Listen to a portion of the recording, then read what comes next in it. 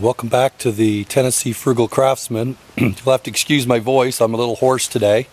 But I was going to give you an update. It is Saturday the 13th of November. So let's see what we've been doing over the past week. I'm going to pull this camera around and bring you up to date.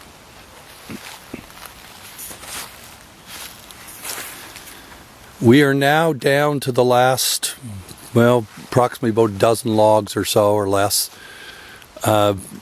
We've milled all of these out here, that big pile. I only have one butt end here to mill out yet. And I have one log on the mill now. Now, I started a new stack of boards over here. I milled out about 6 4x4 out of a log here, a short log I had about 5 feet long. And as you can see, I've got a pretty good start on some boards there. This is, I think what I'm going to use these particular boards for is boarding in the roof. They're random sizes and whatnot, but I think that they will work well. I've got the equivalent of about 8 sheets of plywood right there, which, you know, in today's money, that's quite a bit. And so, sheet of plywood's 40 bucks a sheet. And I just see my battery's getting low here. If it goes out, I'll be back. I've also started a rank for my offcuts. I'm cutting those as fast as I can to keep them out of the way, keep my area clean. And I am up to close to 200 2x4s by 8 right there. So I'm getting close to having enough to do my actual building, my outbuilding. So that, I think I need about 230, 240. And so those are coming along well. And also what I've been doing, got a bunch more pallets. There's a shipping company along my route as I head home at night, and every now and again they'll put old broken pallets out for the garbage, and I pick them up and fix whatever I can with them, and that's what I'm setting all my lumber on. So they work really great. So if you have access to that, I would encourage you to use the pallets because they give you a good base. Just a couple other things that I want to touch on, and that has to do with the saw. I am on my 6th saw blade. I think in a previous video I mentioned that you need to, they said to change them every 2 to 3 hours. I'm up to approximately 24.8, so 25 hours. So I'm running them on the average about 4. The softwoods you can get longer, run them a little longer. One of the other things, one of the problems I'm running into with this particular mill, I mean, it's not a major problem, it's more of an annoyance, and that has to do with the fact that the sawdust gets built up on the inside.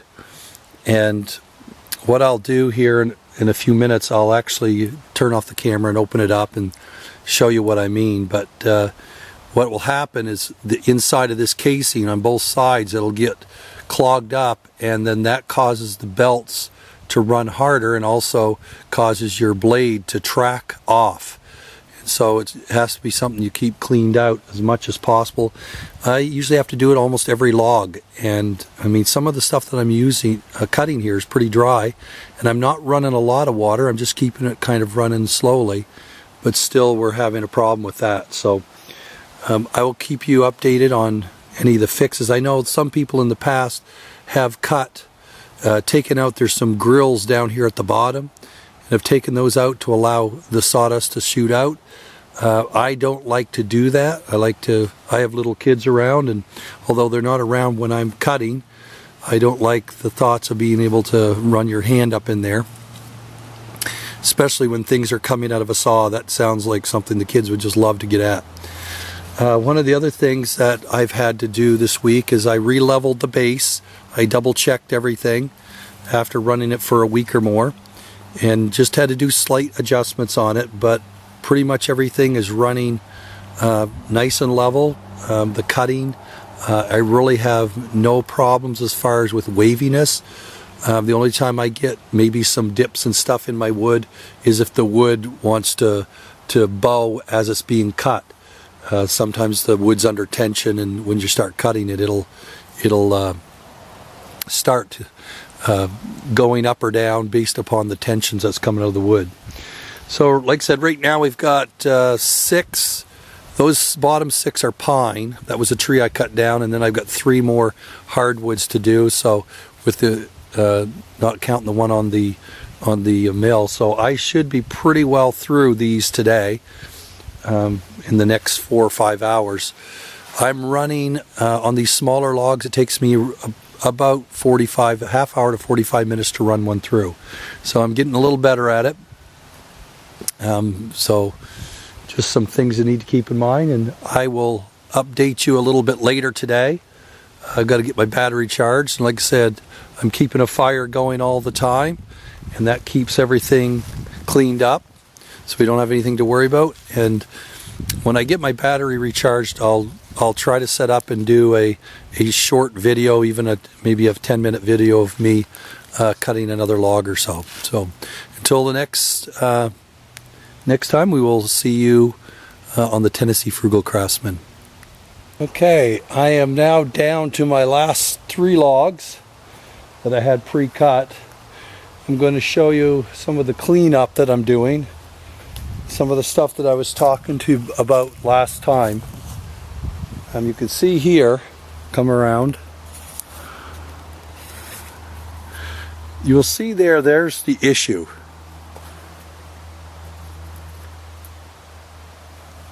Get my pencil here and we'll get in close. You can see where it's building up.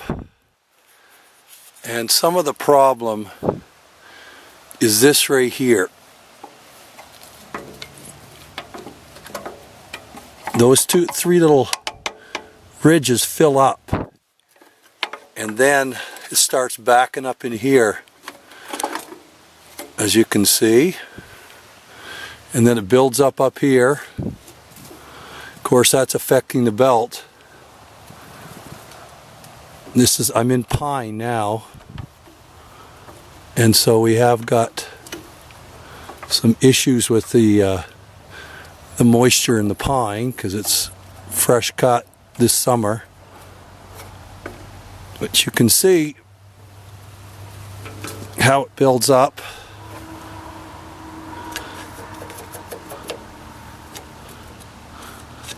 Kind of clogs things up.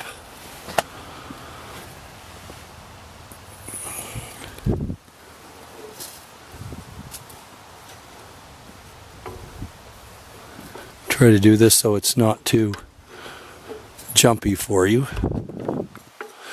You don't want to get in there with your bare hands on those teeth. You'll cut yourself because those teeth are sharp.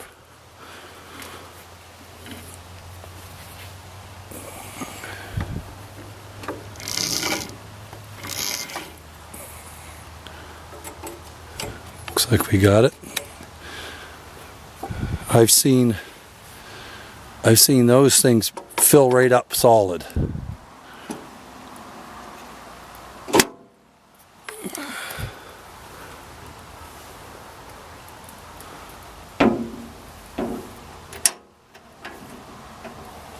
There's clips down in here.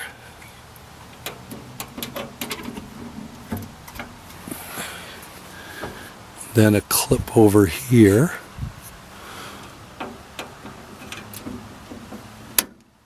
And then the last thing is the little knob. I will get it. That knob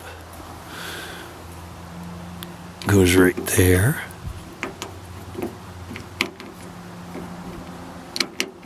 A little easier if I'm doing it with my right hand.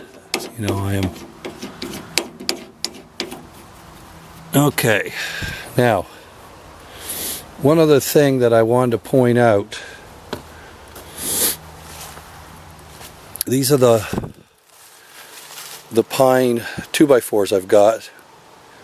Got 9 of them here. Now, I just started cutting my pine out, and what I found interesting is the fact that I cut this tree down probably 2 months ago.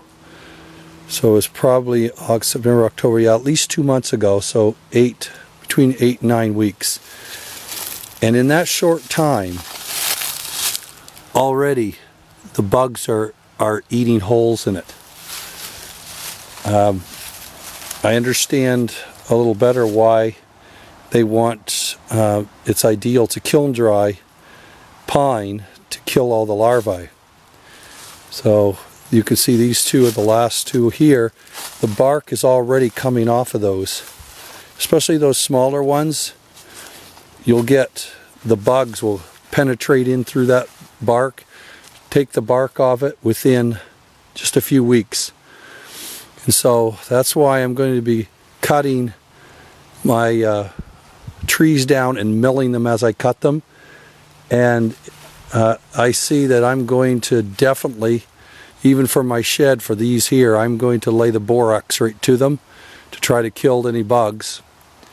And then probably, I know for the house, I want to treat them with copper coat, which is kind of like a preservative. Will also, after I plane them and whatnot, it'll help kill them and preserve, make sure there's no bugs in it that can cause problems later. And so this is the next, like I said, the last three I'm going to do probably for the day, try to get them done. And so we'll sign off.